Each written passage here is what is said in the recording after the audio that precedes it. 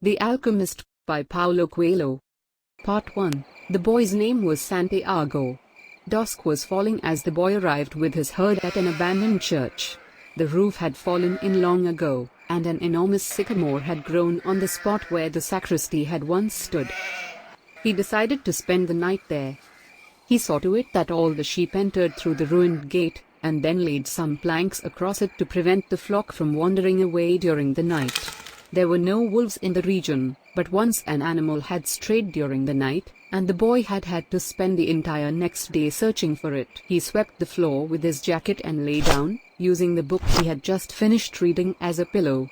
He told himself that he would have to start reading thicker books. They lasted longer, and made more comfortable pillows. It was still dark when he awoke, and, looking up, he could see the stars through the half-destroyed roof. I wanted to sleep a little longer, he thought. He had had the same dream that night as a week ago, and once again he had awakened before it ended. He arose and, taking up his crook, began to awaken the sheep that still slept. He had noticed that, as soon as he awoke, most of his animals also began to stir.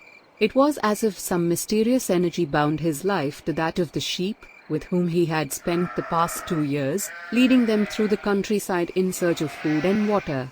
They are so used to me that they know my schedule, he muttered.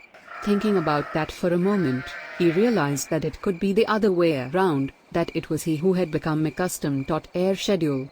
But there were certain of them who took a bit longer to awaken.